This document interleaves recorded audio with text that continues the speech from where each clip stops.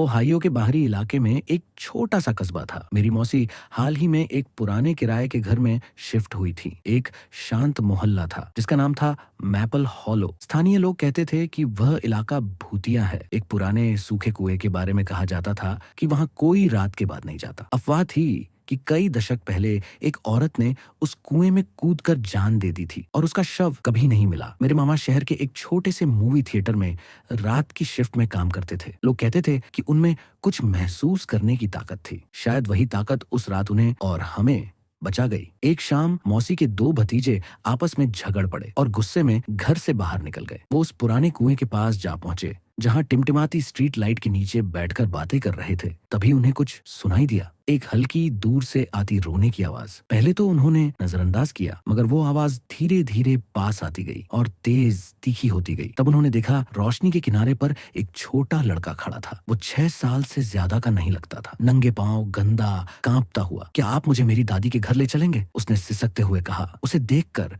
उनमें से एक को दया आ गई और उसने उसका हाथ पकड़ने के लिए हाथ बढ़ाया। तभी पीछे से मेरे मामा की गूंजती आवाज आई, उसे मत छूना। वो दौड़ते हुए आए, दोनों लड़कों को पकड़कर पीछे खींच लिया। मेरे साथ चलो अभी, उन्होंने कहा। घर लौटते वक्त उन्होंने दोनों से बाइबल की आयतें, भजन संहिता 91 और प्रभु की प्रार्थना बार बार दोहराने को कहा। घर पहुंचने से पहले उन्होंने मौसी को फोन किया, पूरा दरवाजा मत खोलना।